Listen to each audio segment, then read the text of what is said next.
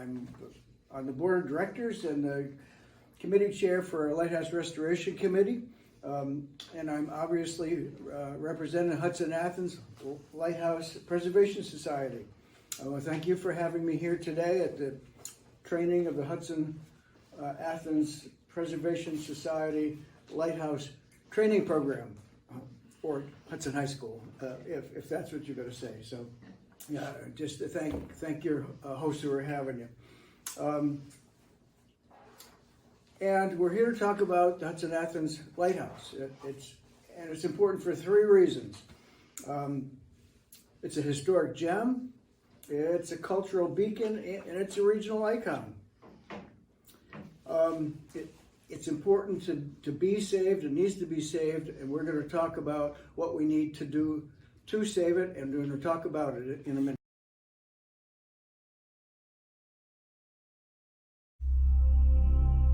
Why did one of the 7 wonders of the world disappear into the sea after standing for more than 1,600 years? In 2001, AquaSurvey collected vibrocore samples as part of an international team to better understand why ancient Egypt's lighthouse of Pharos was lost. With advanced technology and new methods, we were able to shed new light on the structural integrity of the Hudson-Athens Lighthouse, so it doesn't meet the same fate.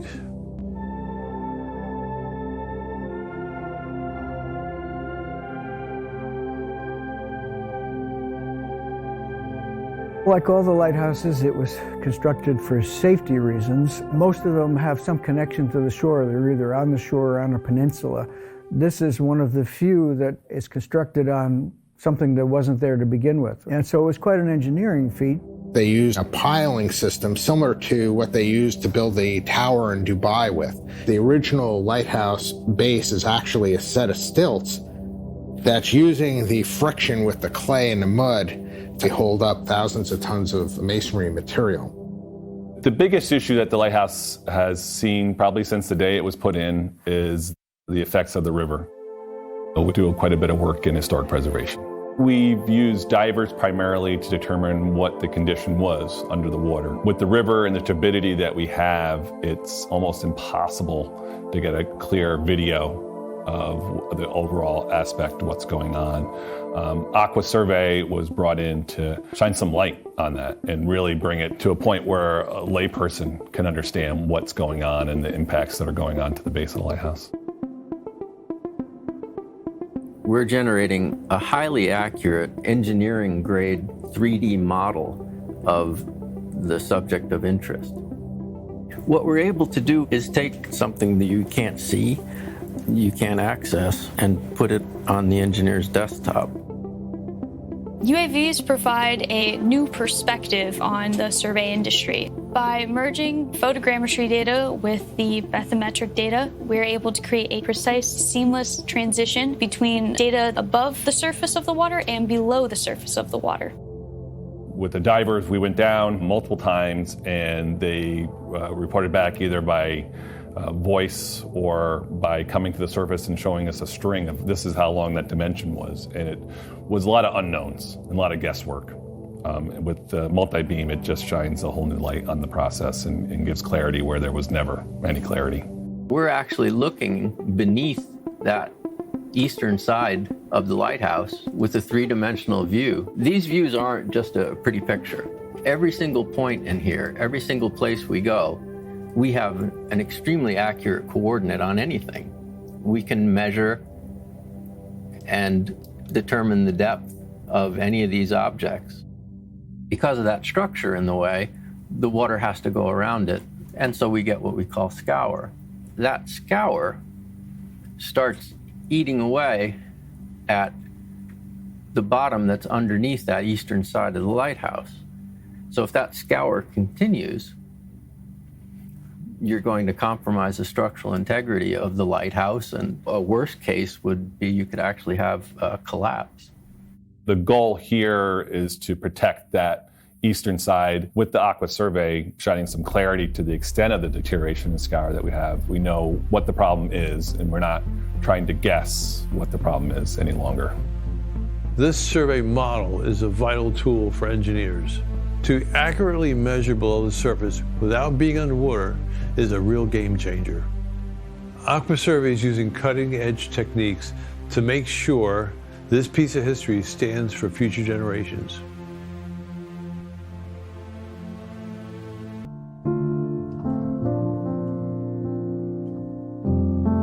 Emily talked about in those days when those ice chunks were so big that they came right up over the edge here, right up to the edge, the big thick chunks of ice. And when they hit the ice house, you know, everything would shake, right, Bob? The dishes and everything inside would shake in the lighthouse.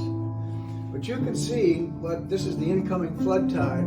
Water's going back up the river. What it's doing with that ice, it's curling around here. It's loose here right now, but then you'll see it do this.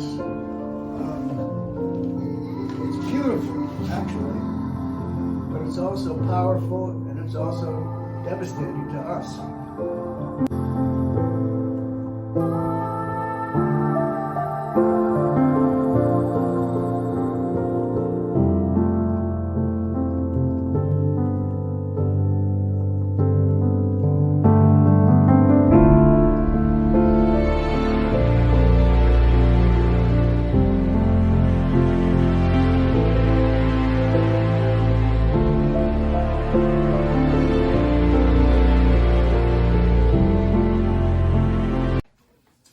Okay, so you can see what our problem is, and it's a pretty big problem, and it's a hard problem. It's one that not many people incur. That's what makes this project so special and so different. And this is happening to our lighthouse. Our lighthouse is a flagship of the Hudson River Valley, of Hudson and Athens as a city, and it has a deep history, Before 1832, there was no lighthouse. And as a matter of fact, there was no island. There was no Middle Ground Island. And in 1832, my historian here can correct me if I need it, there was a wreck of two Hudson River paddle boats that were coming down the river, and they were doing what was called time trials together, but it's actually a form of a race to see who can get their passengers to New York City first. And it was a stormy night and rainy. And on the north end of the island, where there are still big dangerous rocks and the channel's very narrow, one of them, the Swallow, hit the rocks and crashed in half and broke and killed 17 people. And in fact, they built a house in Kinderhook called the Swallow House, which is out of some of the beams from that house. The channel at the time, the shipping channel, was on that side of the river. So all boats went down the Athens side. Of course, Athens was a very, very busy port, busier than Hudson. They built over 250 large vessels there. These great big Hudson River vessels were built right there. Hudson built about 70 of them, as I understand it. So the channel was there, and that's where they used to go. The channel was about 20 feet deep. Congress realized that something needed to be done. They had built lighthouses in other parts of the country. So they voted to build this lighthouse, 1832, to do it, but they didn't appropriate the funds. And then we were pretty broke after the War of 1812, and what happens 20 years later, we get into yet another war that comes along. So it wasn't until 1872 that the appropriations came through, and that's why we say we started construction in 1872, and we opened the lighthouse with our first lighthouse keeper in 1874. Which is why this is our 150th anniversary. It's a big deal.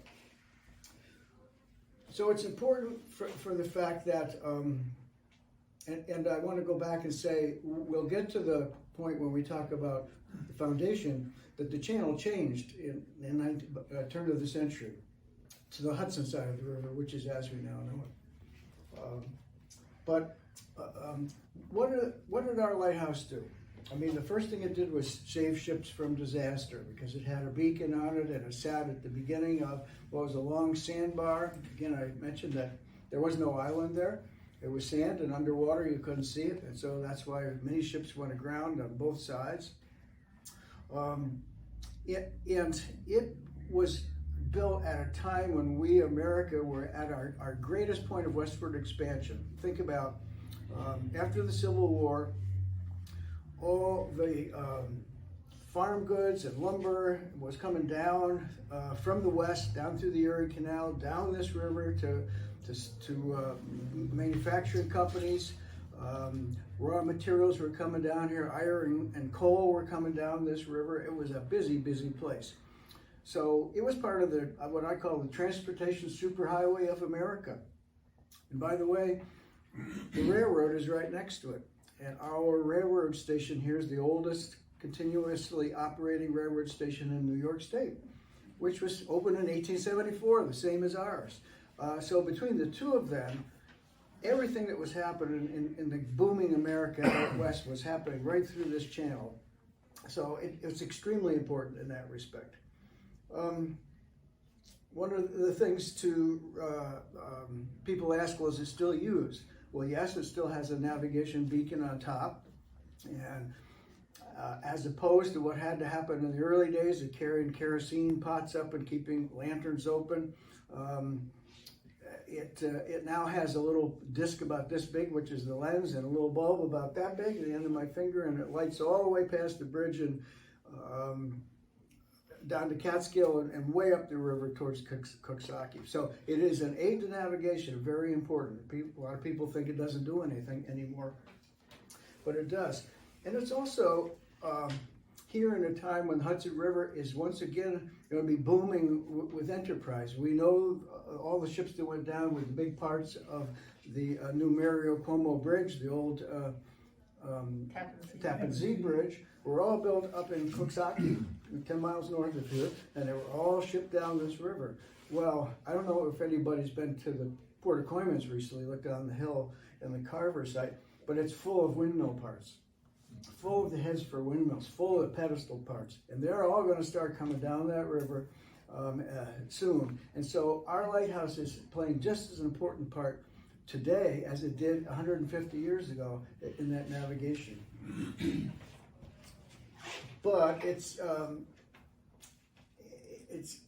the, and at this point I'll stop for a second and say, if we want to get into, depending on what your time is and who your clientele is, if they're school kids and you need a lot more time, you want to talk about the history, to talk about what it was for the lighthouse keeper to come to a lighthouse, how it was for the family, for the Brunner family to be there, what daily life was like, what using the outhouse was like back then, which everybody loves the story about. You all know about the outhouse, pretty much, right? The outhouse was a steel box that hung over the side of the lighthouse, over this end of the light, hung out here. You can see pictures of it. And that steel box was a two-holer outhouse. And you had to go out there, right, Bob, and use that two-holer outhouse. In the story, what was it? Emily told, I think, Joe Keneally, our old member Joe Keneally, that if the north wind was bringing an updraft on that lighthouse, you had to scoot in and scoot out really fast, if you can imagine. The school kids love that one, I think. So we can see the importance of the lighthouse, and we know that it has been affected severely by two words, erosion, but it's not really erosion because erosion happens on top of the ground, but scour. Scour is a terrible force, like taking a garden hose and sticking it under the water and at a riverbank. Scour is used for mining in some places. Scour is used to put holes in the ground, to put poles in. Well, we've had terrible scour. And as you can see, that now that the channel used to be on this side of the river, and now it's moved over to the other side of the river, and the island goes from me to Tony, right out there. And so when the water comes down the river and hits really pretty much the prow of our lighthouse, it does this. Going down, it does just the opposite when the flood tide. It comes up, goes around like that. That's why you can see those whirlpools here, those eddies and whirlpools. Well, that is an effect in and of itself. Those waters have to reach back at the same speed, so every time they go, they're sucking a little material out from here. And also, our river partners, the big boats, the boats who are still important to us in America and to our community, they cause a tremendous amount of turbulence under the water. you see the wake, but the wake's not the thing that does the damage, that rolling wake that comes up and on the shore. It's underneath, those big propellers, churning. And they're the reason why the boulders on this side, the boulders have actually tumbled down into the channel. So you saw the pictures of the boulders. And of course, once the boulders go, we'll see some more graphics of this. Once the boulders go, then the soil is unprotected. Once the soil goes, then our pilings are unprotected. And we're sitting on 200 wooden pilings, more or less. That's what we're sitting on. I want to show you a graphic of what that swirling looks like. As I was talking about, it's combined, so the swirling, the changing of the flows, and the turbulence under the water, the scour from those big boats, and the fact that the channel has to be kept 40 feet deep on this side, on the Hudson side, for all those big ships that come up the river, is what's pulling our bottom out from under us, basically. But in the course of that change, this side, this channel, the whole channel, all the way up to the doors, used to be 20 feet deep. This channel is now 40 feet deep also. It's 40 feet deep on both sides of this. And this channel, when we had the divers down 2.5 years ago, he stepped off the edge 10 feet in those rocks you could see, 10 feet off, and he said it goes straight down to 40 feet off this side. And so we've lost about as much as we can lose before doing something about it. And putting more rocks back aren't really going to solve our problem. Okay, so what are we going to do about this problem? We hired, as you saw, engineers to do LiDAR studies. We have Proper and O'Leary, who are our overall managing engineers and our project engineers, who have taken that data. We've done geo-borings down into the bottom of the river, where we've drilled all the way down till we hit bedrock. We now know that if the water is 20 feet deep here, that's the water level. 80 feet down from there is where the bottom of the river is, and then we hit rock. We know that it's a silty kind of a soil, not a hard clay soil, which means we have to provide the stability with a little heavier kind of construction because things don't sit as well in silt. It's sandy and soft as if it was clay. But we know how deep we are, and that will allow us to complete our engineering plans for the actual wall. So, what is this? What do they look like? Actually, I would like this one.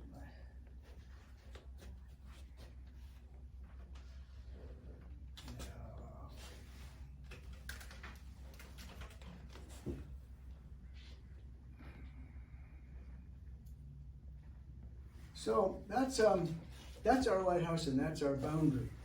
We own a 100-foot diameter circle in the middle of the Hudson River. That's actually what was 35, 40 years ago when the first lease was done, was leased to us. And was it 2000 was it, Bob, when we took ownership? Actually, no, that's very confusing because they originally gave Maine, Seguin in Maine through Congress.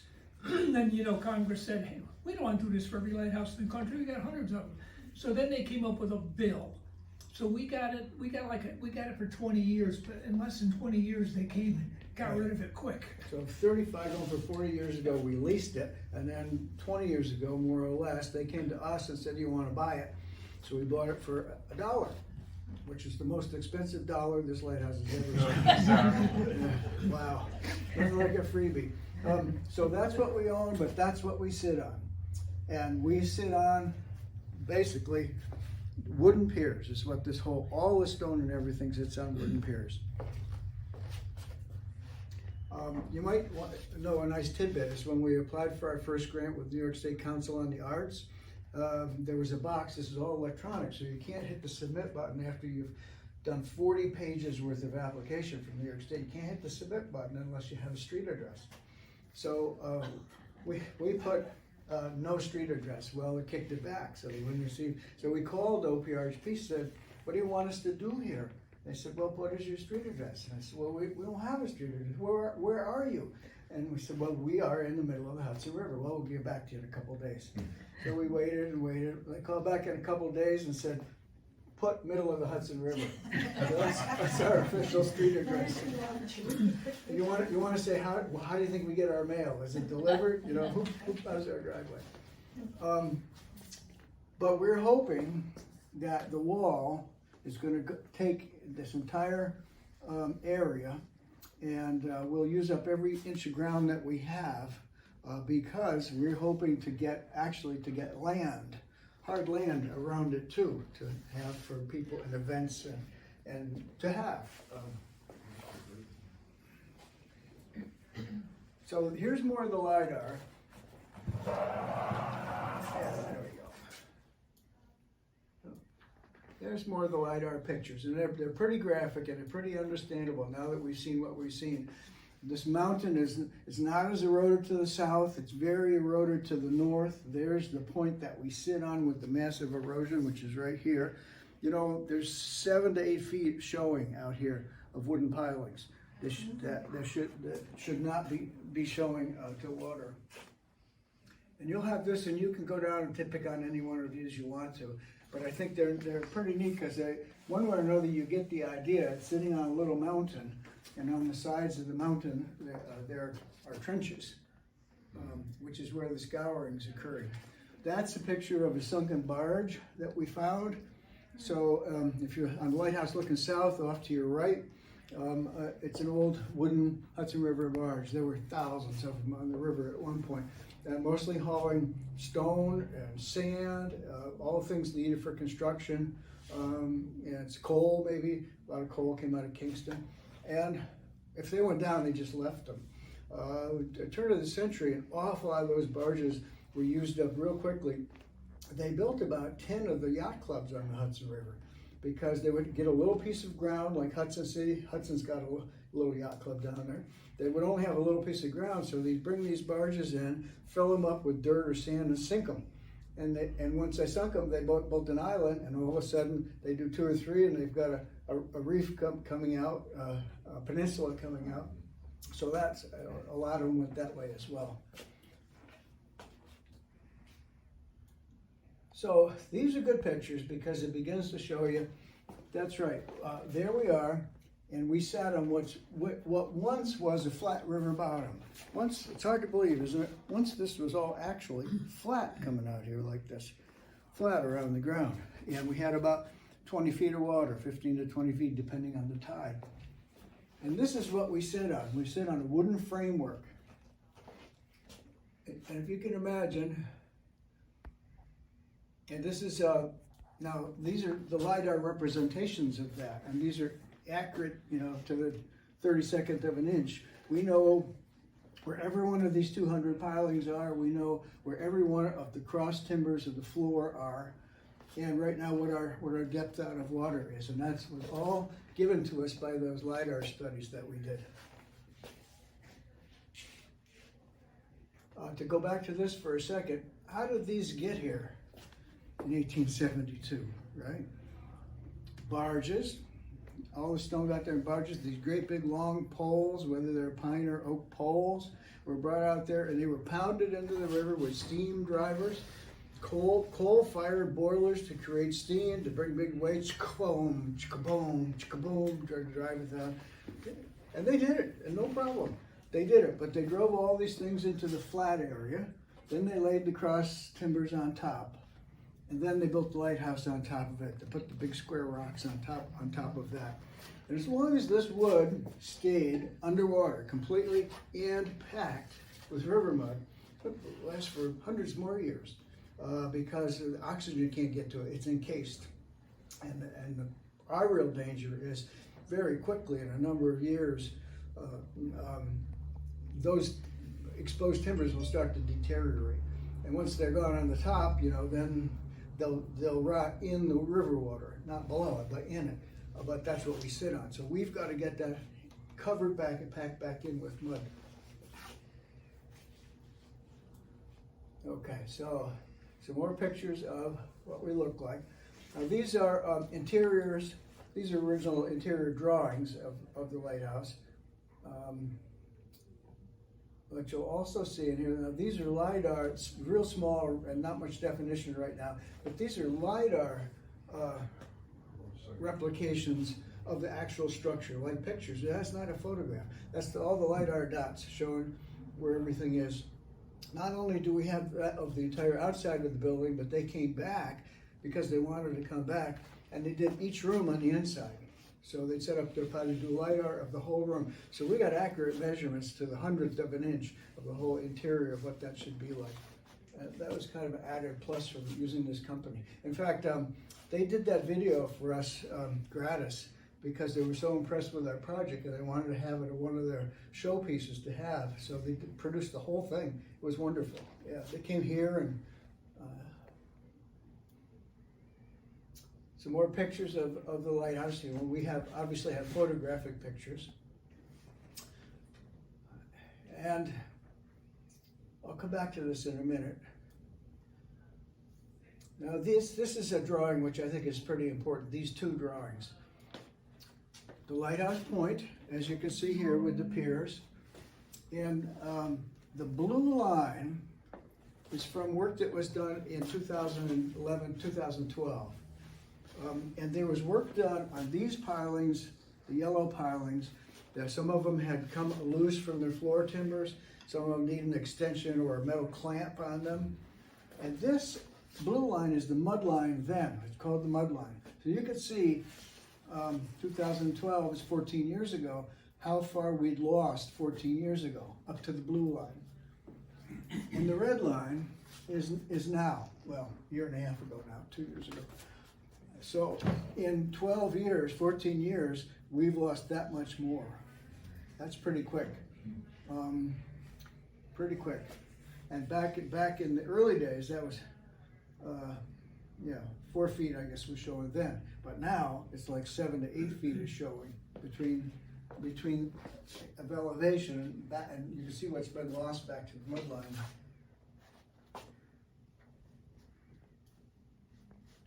This is data. We have data, like I said, we have data on every one of those posts and every one of those beams.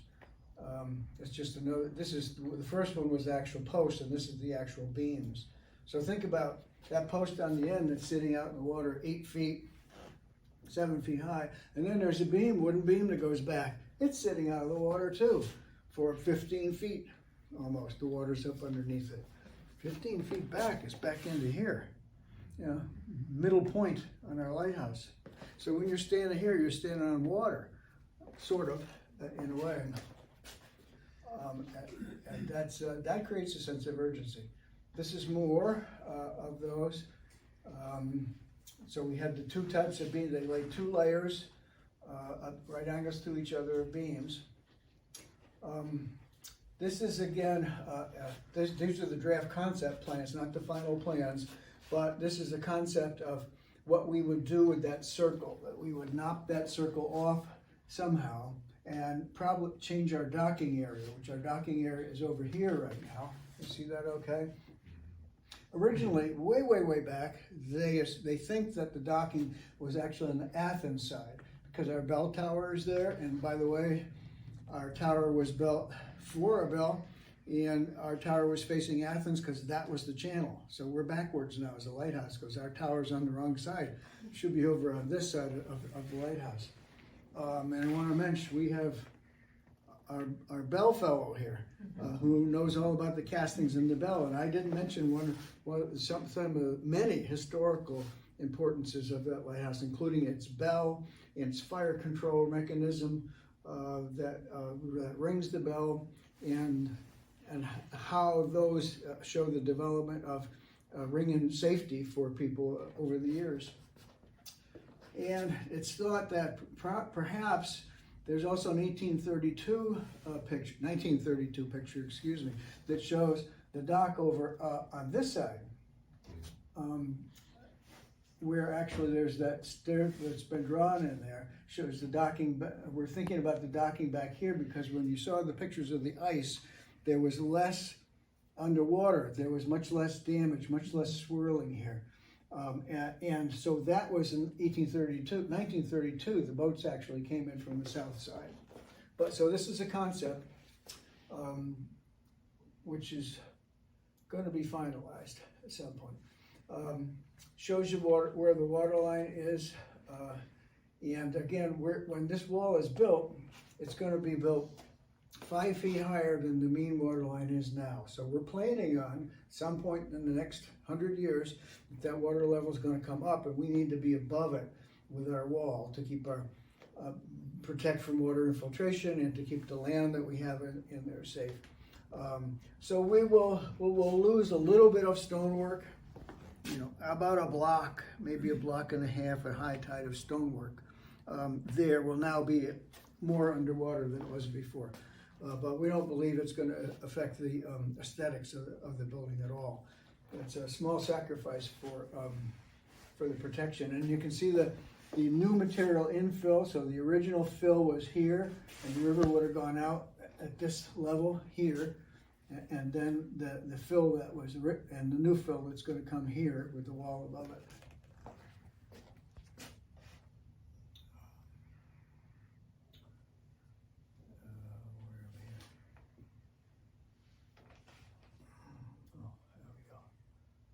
So, yeah, a couple more concept drawings. And this one is, again, on the Athens side, showing what was originally thought. It may have been, we're not really sure. And you can see around this circle and see what it would do to be able to also take away so much of the potential problems with the ramp that we have now, the gangway that we have now. It would come down to land. So you'd walk down the stairs to land, and then you'd take a very shallow gangway or ramp, which would probably help with handicapped people if we get to that point. That would only then vary. This would only go up and down 5 feet at a shallow angle, probably on this side.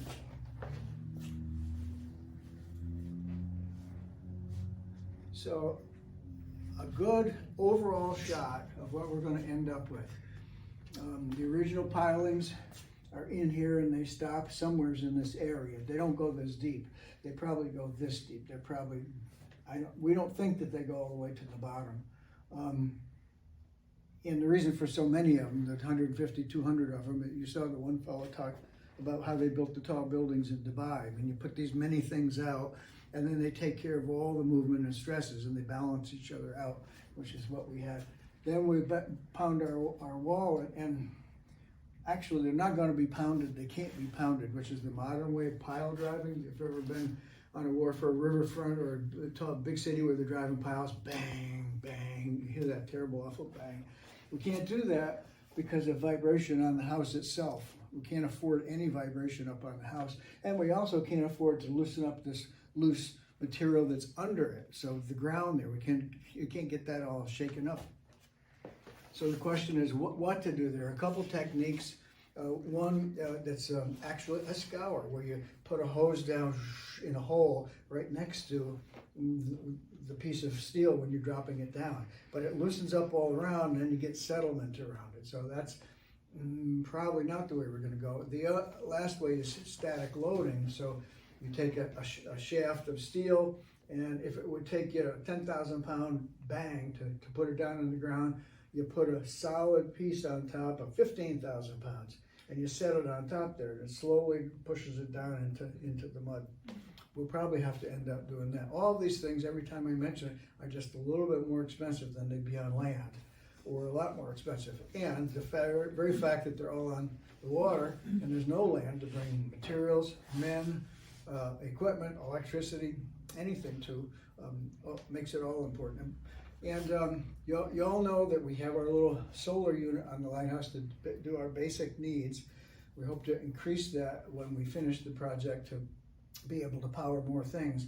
But the reason why we lost our shore power, there was a cable this big that came from Athens. It was put in sometime in the last cable was maybe the 40s, I think. 46, the last cable, the big one. It sat on this side, and see those big boulders. Remember we said the channel was only 20 feet deep, so it's only that deep. So I don't know if you can see this. Here comes our cable, and it's laying there, and it's fine. It's laying on the water.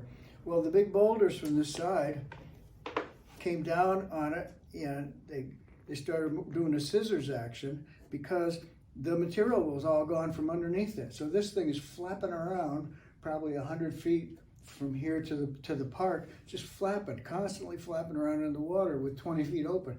And the rocks cut it like scissors.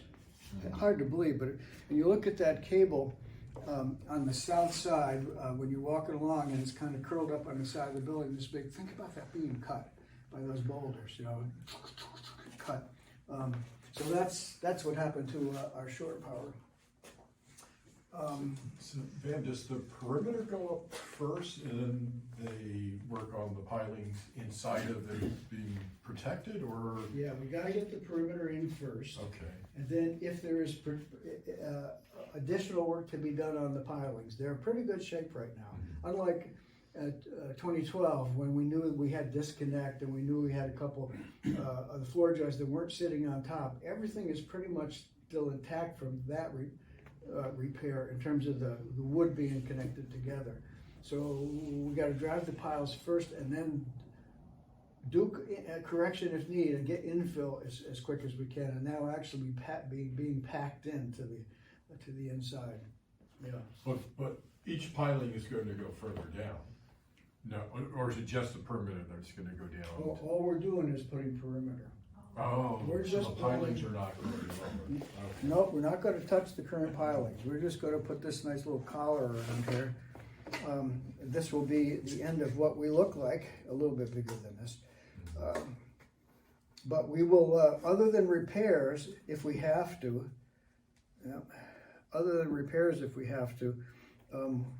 we won't do anything to those pilings except try to get stuff packed around them as soon as we can.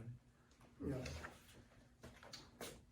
And, okay, those are just cost things. But I wanted to go back to here for a minute because the project, there we go.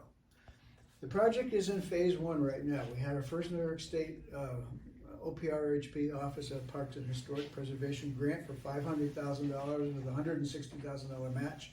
And that is going to the upper works. That's going to our mansard, our window treatment, and then mansard will be all slated. Our roof, which will all be torn off and re-coppered, addressing any of the copper. By the way, it's copper flooring up underneath on the tower here. We had it slated to, and it may still be in the actual bell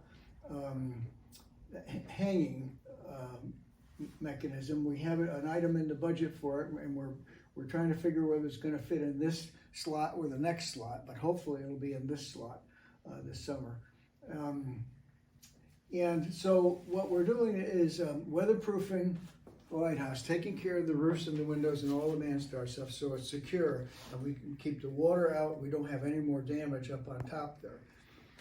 The second phase that we've been awarded another $500,000 and $168,000 match is for the complete engineering package where they'll design this wall completely, get it spec'd out, apply for all the permits to the Coast Guard, federal government, to be able to put it in and have a bid-ready package to give to a contractor, which will have been approved by OPRHP. They have to approve everything. And so at the end of that, which I'm hoping is next March or so, we will have that complete package. That's what that's going to pay for. And that complete package is all of the wall project that we talked about. So we're doing this upper work this year. The upper work this year. This will be started in April, finished by the end of the year up on top. And we hope to be able to get in the ground, shovel ready. Isn't an appropriate term here, is it? But shovel ready, and Dan Proper from Proper O'Leary Engineers said there's seldom is a project shovel ready. When your congressman tells you we got a shovel ready project over here, it really isn't. This one is going to be shovel ready. It's going to be, I'm going to give you this bid package, you look at it, tell me, you're going to charge me $10 million to do it, and we sign and we go. So the goal is to be at that point a year from now in April, next April, so that we can get this project underway, and that should take a full season. And we have to be able to try to get everything done in a full season cycle, because we can get on the river from March to November, December, and then we're except for this year, we could have worked all winter, but this is very strange year. So after that's done, the last phase then, and that's the price tag on that is large. It's about $7.5 million. Those are some of the grant applications the line item applications we have at Congress, one, and the other one with the Army Corps of Engineers budget. We're applying in 2 places for that big package, yes. There was, I think on the 3rd or yesterday, it was in the papers today that there were, Congress actually passed some of the appropriations for some capital projects in Greene and Columbia counties. Oh. And Molinaro was, touting, that this was happening. Yeah. Was that any of our projects? It still has to go to Senate to be voted on, Yeah. but. Not to my knowledge. No, okay. We have full buy-in. This is an apolitical project. We have, because of its regional importance, we have full buy-in from both Republicans and Democrats. I've signed all the recommendation letters, and if it gets through Congress, that's good, because they will get through the Senate immediately. Both Gillibrand and Schumer have been here within the last year, and they are obligated to do it, and Molinaro has been to our event last summer, and he's obligated to do it. So outreach to our river users, our major river partners, the big shipping companies and the barge companies, to come up with the funding to finish our interior and build out our museum and make it actually the shining star on the inside that it's going to be on the outside. Point up the bricks, fix the cracks, Yes, and then slide a panel down between them. That's possible. Sometimes that's easier to do. Sometimes it gives you more strength. Sometimes there were some, we couldn't go as deep with the panel, but we could get the pilings down. And the panel is steel. Yeah, it'll all be steel. It'll all be steel. If you're out on the river and you look back at Colaruso's wall, it'll probably be that material. Once it oxidizes and gets brown, it goes away. It's perfectly innocuous, really. Yes, it'll be steel. It'll be the heaviest thing. Everybody should remember that 3 years ago we sat at the board and there was talk about what to do, and the discussion was, do we get some boulders and throw around there for another 10 or 15 years, try to keep what we got? Do we put some muck and material and spend twice as much money and try to get 25 years out of it? Or do we go for the 100-year fix and make sure that this thing is going to be on this river for 100 years from now, and be able to walk away from the project knowing that we've saved the project? And the first question was, where are we going to get the money? But the discussion finally said, if we're going to do this, we're going to do it right, and we're going to be able to be proud of it and have it. So this is a heavy-duty fix. There are lesser fixes that could be done, but that's not what this board chose. This board chose to make sure that this building is here 100 years from now. I think that's something we all can work towards and be proud of, and it'll be a tremendous accomplishment when it's done for all of us and for Hudson and Athens. I tell people. The bell was too? No, not the bell. No. The mechanism, the clockwork mechanism. Are you represent the mechanism or the bell? Well, they're both together. Okay. Yeah. Okay. And I joke because I'm a retired train engineer, and all retired train engineers are deaf. So they put the deaf guy in where the bell is. So I'm the Quasimodo of HALPS. But yeah, it's almost like you click a switch. I've done this so many times, and I just like get glassy eyed and start talking. But you want a tissue? But and one thing I always say to them is that, to our knowledge, there's a little caveat there, a little disclaimer. This is the only one of these mechanisms still working anywhere. Oh, wow. So, you can't go to Walmart and get parts for it. So, but it's interesting. I'm 75. I forget now when I started volunteering, but it was the first time I'd been to the lighthouse, clearly, and it was the first time I'd ever been on a boat on the Hudson. And I've lived in Athens, in the town of Athens, all my life so far.